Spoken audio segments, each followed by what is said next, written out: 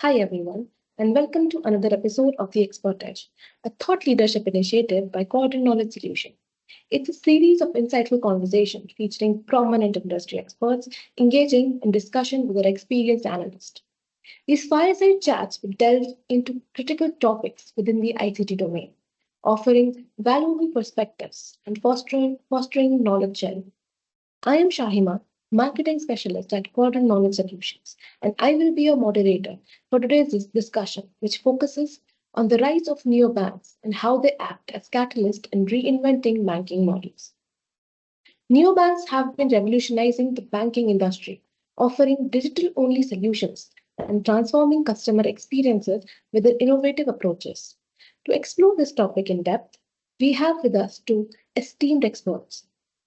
First, I would like to introduce Antonio, APAC Head of a New Business and APAC Head of BFSI at GFT Technologies. Antonio brings a wealth of expertise in digital transformation, wealth management, and client experience, among many other areas. Welcome, Antonio. Thank you, Shahima. Very happy to be here.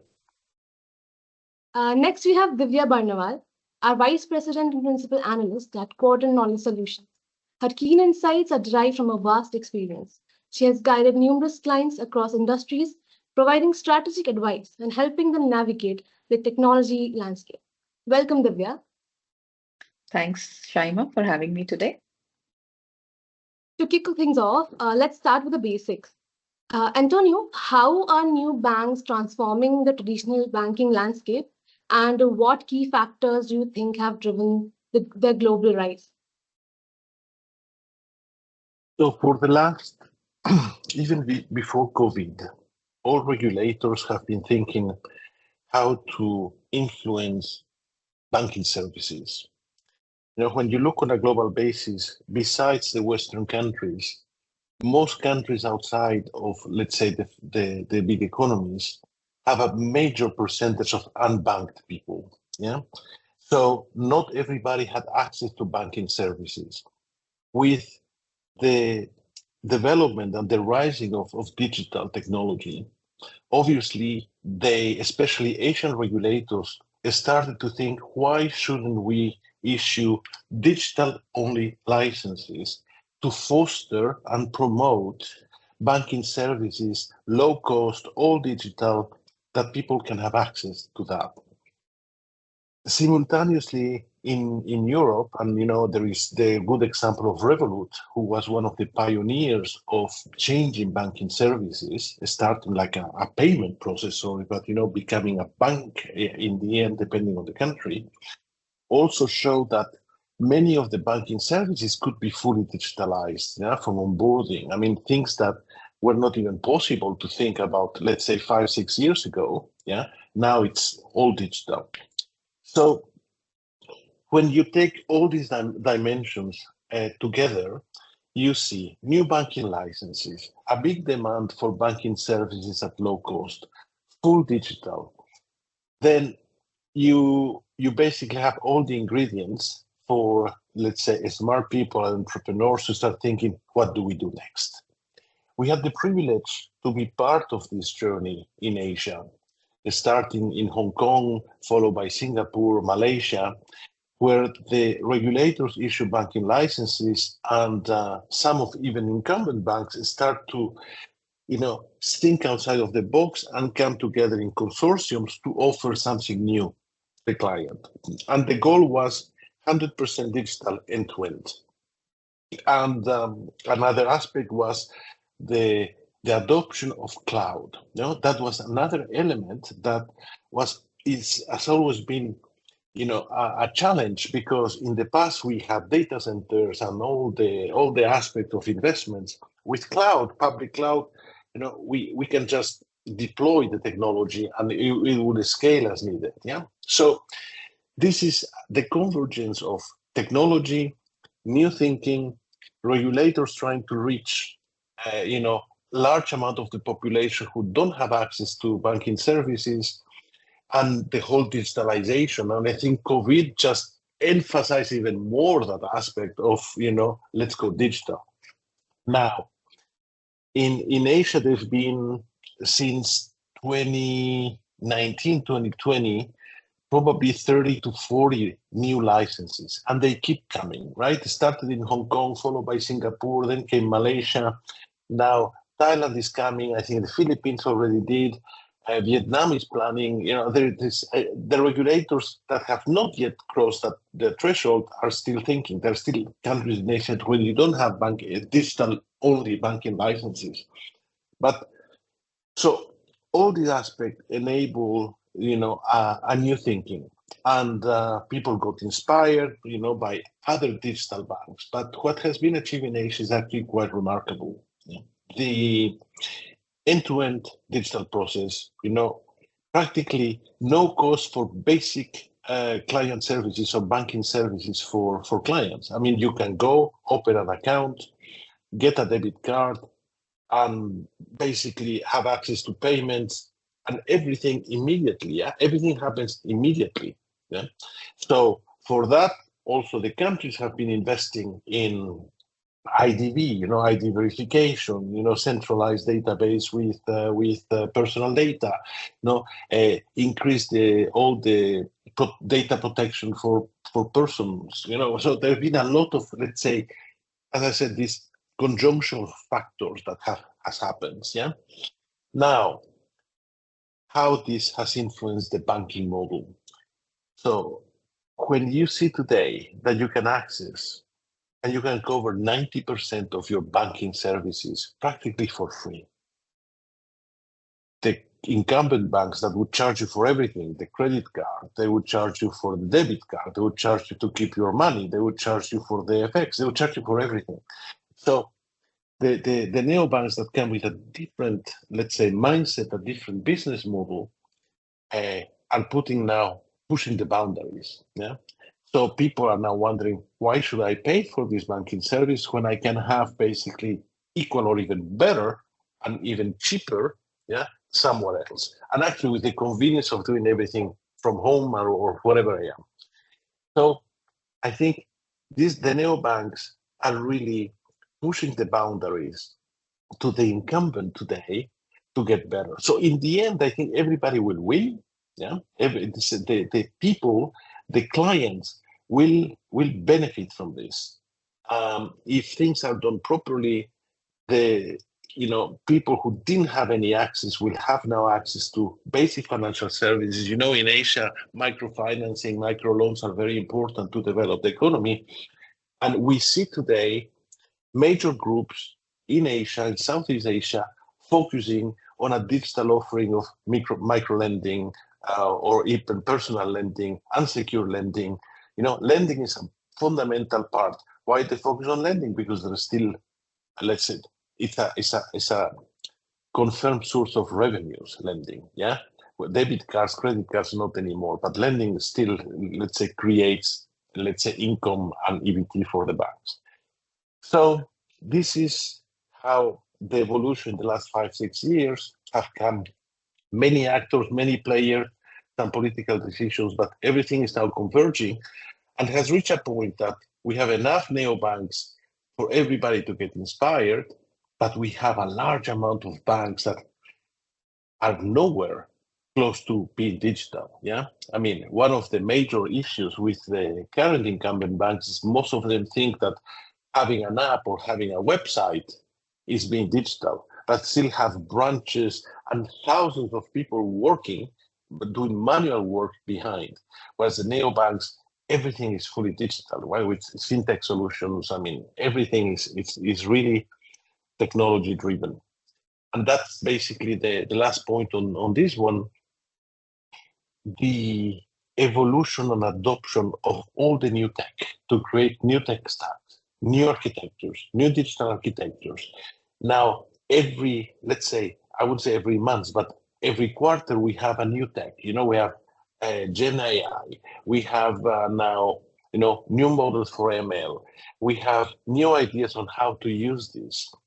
So this also has been fundamental for the banks that had, remember, some banks are running mainframes who are 20, 30, 40 years old. Yeah. And every change for them takes months, years. Here, the neobanks also push the time to market. They can do things in weeks, yeah, or a few months for the complex product. So the whole dynamics of banking is changing, and this is because of the neobanks. That is really reinventing the banking business. Thank you, Antonio.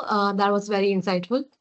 Divya, from your perspective, what are the most significant changes neobanks are bringing to the banking industry, and what do you believe has fueled their rapid growth? Well, Shahima, certainly I would agree with what Antonio said, that these neobanks are revolutionizing the banking industry and they are offering innovative solutions and reshaping the customer experiences. Now, with their digital only approach, they are bringing more convenience, they are bringing cost effectiveness and personalized experience to customers, which was really not very possible with traditional banking. So we can say that, with their customer centric and heavily customer focused approach, it is not wrong to say that these new banks are bringing a breath of fresh air to the traditional banking industry. Now, when we talk about the factors which is contributing to the rise of neobanks, Antonio covered a lot of this. Of course, the most important is the rise of cloud computing. Cloud computing is not only getting adopted, also the infrastructure support for cloud computing has tremendously improved in the last decade. So what this has done efficiently is that it has reduced the cost, reduce the complexity of running banking operations, which is in turn then allowing neobanks to scale even quickly and efficiently. So that is one. Another point I would like to bring is the rise of API economy and the adoption of open banking regulations. So, because what happens is that neobanks does require integration with various financial services. So, because this API economy, uh, these APIs are very secure. They can easily be integrated. These neobanks can easily be integrated with various financial services, various products, and thus they are able to offer more competitive and innovative services. That's a great point, Divya. Considering the rapid pace of technological advancements and heightened customer expectations, Antonio, how are neobanks leveraging artificial intelligence and machine learning to improve customer experience? You know, let's say the rise of AI per se is quite new. We're talking about probably a year plus, with Gen AI, Open AI. And ever since, banks are thinking how to use it. So there's a few use cases that are being there now. Everybody hates chatbots, right? Especially when you ask the question and basically pre-record it. Gen AI gives some kind of, let's say, comfort that chatbot will become smarter and you will actually get what you need. Yeah. Instead of dealing with a person, which is what everybody likes. Nobody likes to do a chatbot. You want to call somebody and say, solve my problem. Yeah. But chatbots are there. But with Gen AI, probably we get something better. So this is one of the elements. The other one is credit approvals, using AI for credit scoring, credit risk, credit approvals, to analyze the data that you need to actually approve something. Yeah. So the logic can be improved. Right now, there are, let's say, hard algorithm with AI. You can actually have models that could actually even go farther than, because you can take into account many, many dimensions that, a human being cannot. So the processing time, everything reduces. The next big part of using AI is hyper personalization. And that covers, that word covers everything in banking. Yeah, from let's say what kind of cross-selling or new offers I can bring to you based on your transaction history and things you do, to basically give a specific information or offerings or services to certain segments. The hyper personalization, I think It's something banks will do more and more. Some banks have started to do something, but they're still very, let's say, we're at the beginning of this. Yeah, this, and I think this is the major dilemma today. Most banks think they're at the end of the transformation. We are really starting that process today, and the new tech that comes on a quarterly basis is really even pushing this forward. Yeah. So hyper personalization, AI in product innovation, that's also something that will come. Yeah, I haven't seen yet using AI for product innovation, but I've seen AI in what I said before: chatbots, credit scoring, client analytics, and hyper personalization. Before static models, now we have dynamic models with AI. That's an interesting perspective. Divya, building on Antonio's insights, can you provide examples of how AI and ML are specifically being used in neobanks to enhance the customer journey? Absolutely, Shaima. So, neobanks are definitely, relying a lot on the power of artificial intelligence and machine learning because their main core is to provide customers with an experience which they have not received yet.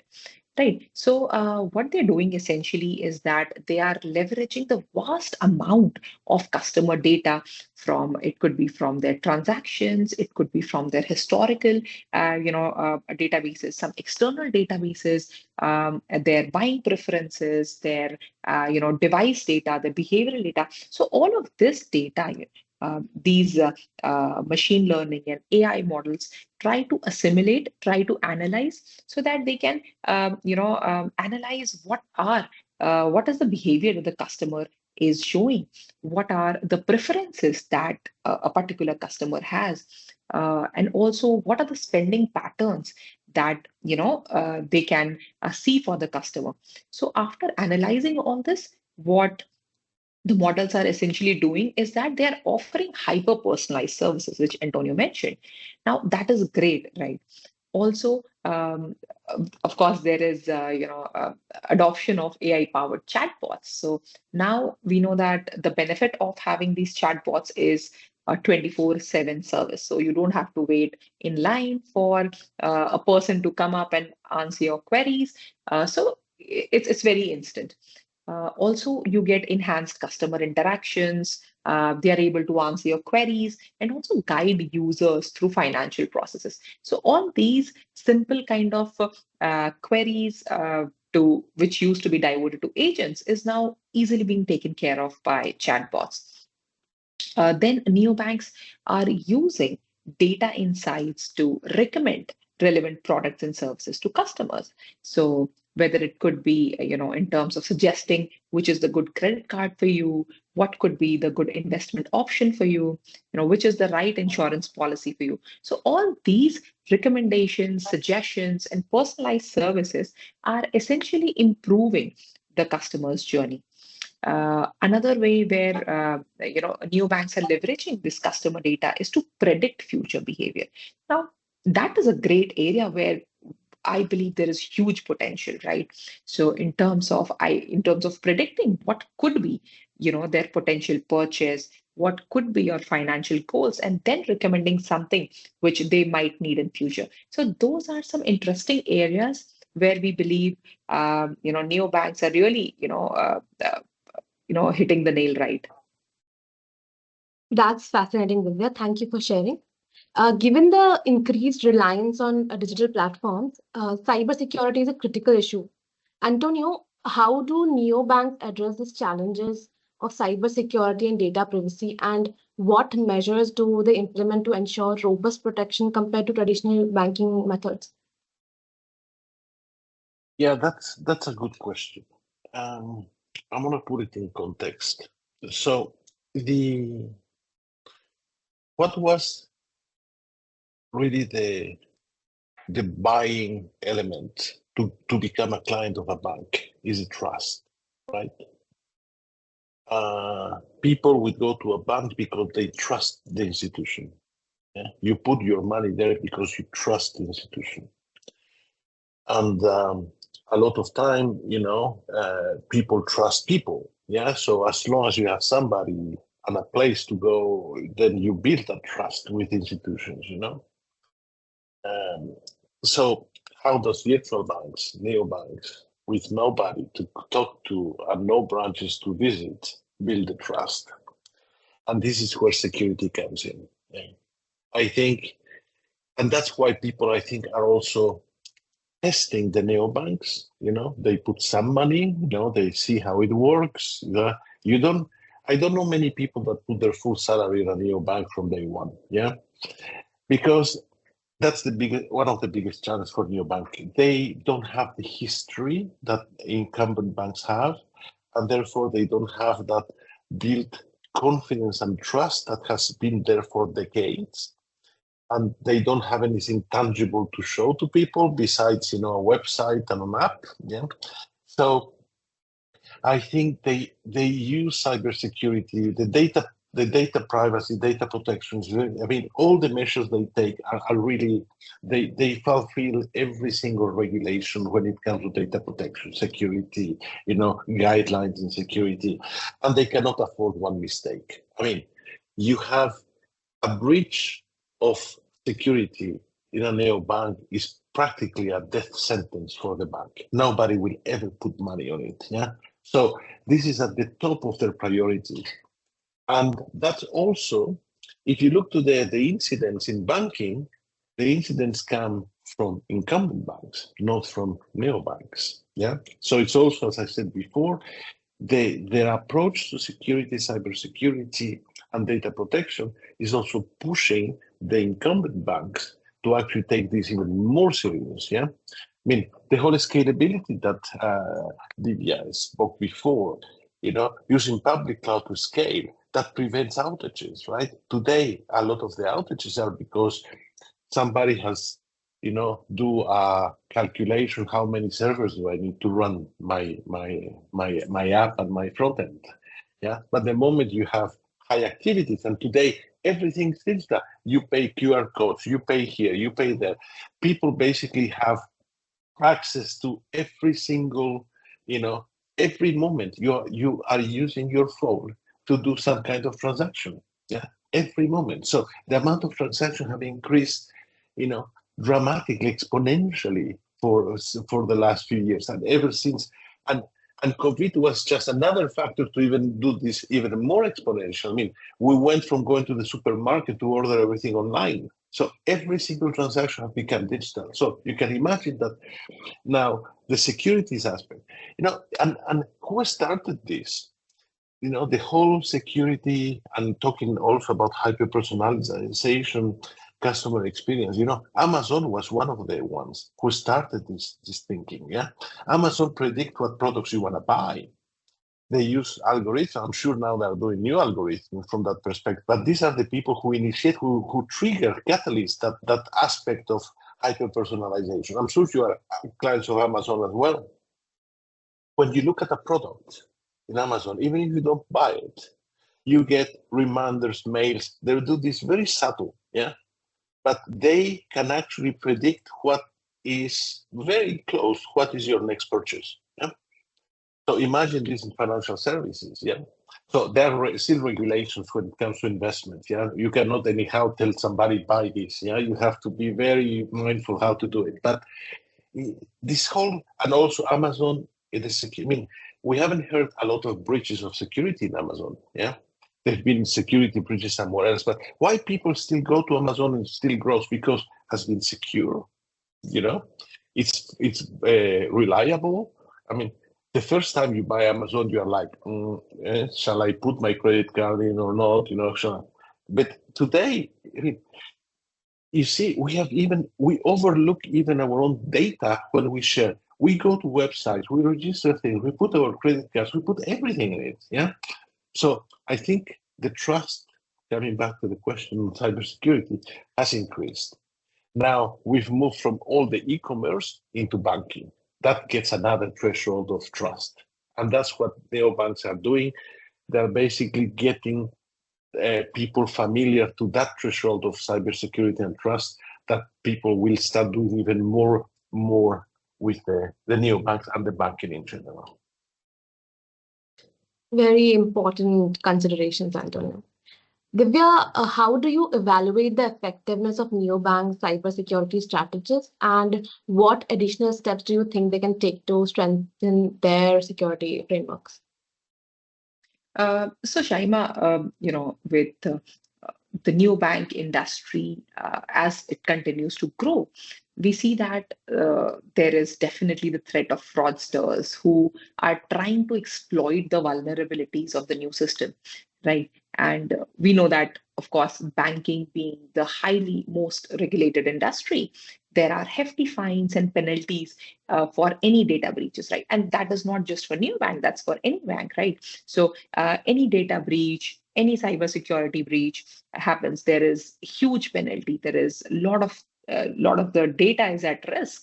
So with all that, definitely neobanks have to adopt a tech first approach. And I like the point of trust that Antonio said, that despite all that, despite fraudsters trying to breach you, despite the regulation saying anything, but yes, the trust that the traditional banks had, neobanks are have to build that trust. And how will you build that trust if you just have a website and nothing else? So you have to up your cybersecurity game. You have to invest in technologies, in the latest cybersecurity tools, so that you ensure that the only trust that people can have you while they are giving you your bank accounts numbers, transactions and everything, trusting you with all the valuable money and information that is safe with you. So for that, I believe what neobanks must do or look at is definitely utilize advanced encryption techniques so that they can protect the data, whether it is during transmission or while storage. So that's definitely one they should do. They should also implement multi-layer security. So right from including multi-factor authentication, including biometrics, right from fingerprint recognition, voice recognition, facial recognition. So all those things added to our regular SMS-based OTPs. So all those things will just ensure that there are multiple layer of securities. Then I already talked about the importance of API with neobanks. So definitely, banks or neobanks must look at the security of their API infrastructure. That is top. Apart from this, other things they must also look at while they are planning their cybersecurity framework is even more rigorous KYC processes, continuous monitoring of customer activities, and using advanced fraud prevention solutions. So I believe that by adopting these strategies and these solutions, neobanks can definitely strengthen their security framework, and they can look at protecting both their customers and their own reputation. Great insights, Divya. Now let's turn to regulatory issues. Antonio, what are some of the primary regulatory challenges that new banks encounter, and how do they navigate the complex landscape of financial regulations to ensure compliance? Yeah, neobanks are like any other bank, subject to the same rules and regulations, per country.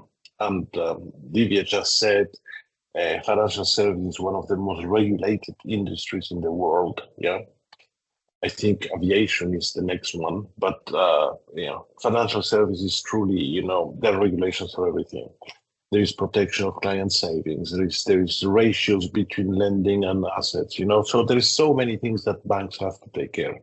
And this is also technology is helping them to fulfill all the regulatory reporting, but they are also subject to new cybersecurity regulations.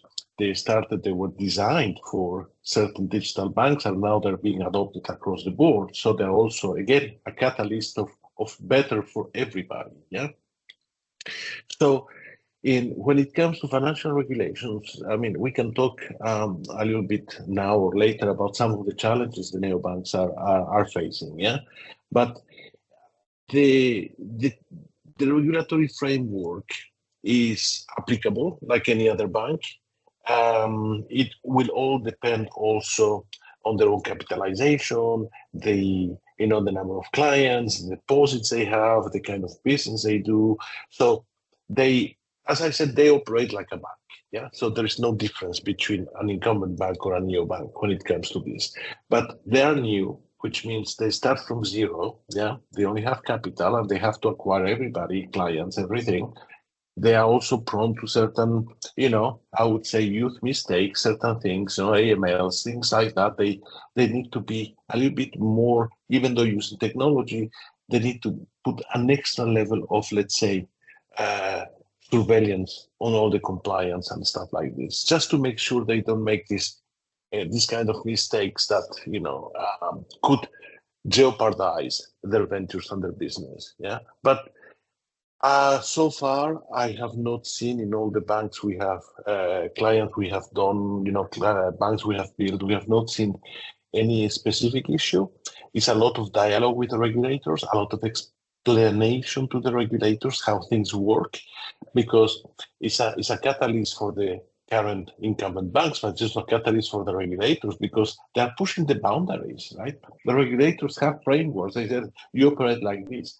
Cloud, I mean, regulators have taken years analyzing cloud and they still see how far this is going to go. So really neobanks are pushing the boundaries across the board. Yeah, consumer behavior, customer experience. We didn't talk much about customer experience, but it's part of the whole neobanking. How do you actually interact with the client? How do you perform the service? The compliance requirements, the cybersecurity. So all the elements that are part of the financial services are being, let's say, pushed and extended by the neobanks and their innovation power. Yeah, we haven't discussed also about how they innovate, and that's putting more and more pressure on every player on the ecosystem of financial services. My next question is to you again, Antonio. What potential hurdles do you foresee that could impact the growth and sustainability of new banks? Yeah, look, the biggest challenge is client acquisition, of course. Yeah, you have in Southeast Asia, there are some groups that they own the super apps. Yeah, I mean, some groups have been acquiring clients for years, for food, for transport. Yeah, and now they are going into the digital banking. So those obviously have it a little bit easier to convert their client base into banking clients. But again, they have the same threshold of trust like everybody else. But for most neobanks, the biggest challenge is client acquisition. Yeah, because client acquisition, what does it mean?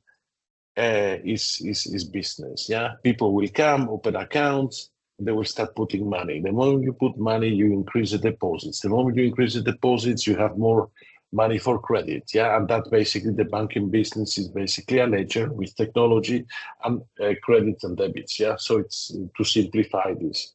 So the more deposit you have, the more lending you can do, based on regulatory ratios. They have invested a lot of money. So they have, let's say, they started with a big investment, hoping for the best. And because they come as innovators, they cannot stop innovating. It's not to say, you know what, we're good, let's not do anything for the next 18 months. It doesn't work that way anymore. So their need of capital to keep innovating, to keep attracting clients, it's I would say, that's a big challenge. Yeah, they need to grow, they need to acquire clients, they need to acquire, let's say, deposits, they need to keep innovating. So the costs are there. So the cost management is very important in there because most of the services are almost free for the client, right? So the business models have changed. So they have taken a great risk to go here, but they are really helping the whole, let's say, industry, the population, the countries to bring these boundaries, extend these boundaries. They have challenge. They have to manage the cost. They have to keep innovating.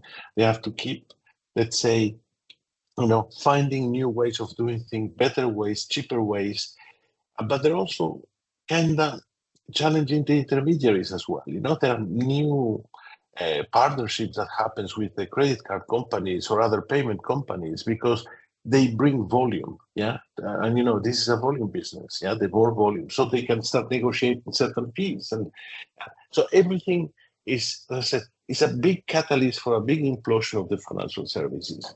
The other challenge is more intangible, is the trust. How do I build this trust on a long term? Yeah, how because they are experts on referrals, right? So if you bring me a client, you get $10. You get another client, and then so they're using a lot this referral model to actually get more. They give you freebies for this, freebies for that. They partner. They have opened the banking app to any kind of service, food, transport, anything. So people are using this as a platform, as an overall ecosystem for promotion. Yeah, I mean, in a bank in Singapore, where I'm client, you get vouchers for cheaper fuel, a free coffee, a free pizza, So they're starting to integrate lifestyle, but in a very dynamic way with your banking business. Yeah. So everything is converging, right? So in the end, the super apps, the banking apps, everything will converge at one moment, and you will have access to everything from your banking app. And that's, Divya mentioned insurance before. I mentioned, so all of this is becoming now part of a single offering. I mean, banks have been offering insurance for years, yeah? But the last place you want to buy your insurance was the bank. You went to an insurance company. But now you go there, a member of the consortium might be an insurer, and they say, oh, you know what? I get 30% discount if I buy through my banking app. So you do cross-selling with other partners. Yeah. So there's a lot, new business model, new economic model, as I said, and this is just the beginning. Yeah. And so that's the way I see it. The challenge, I said, convincing the clients that they are good enough to be trusted and they can bring you all you need from the banking service. To finalize this point, we have seen a lot of retail banks in neobanks. Some are now covering the SME sector, especially in Southeast Asia. Small and medium enterprises is the heart of the economy. Yeah, this is so structuring this part, providing financial services to all the small companies of one or two people that sell something or provide a small service that create jobs across the whole region. Yeah, and we see now the trend is incumbents and neobanks are focusing on this next segment, that is SME segment, and do micro SMEs and SMEs. Look, you go to Vietnam, people have a little shop, and they sell something, but they need a vendor, QR code. So everything start to be connected. Yeah, working capitals, micro loans, all of this is now the next phase of neobanking. So we went tested with the retail. Now we're looking into SME.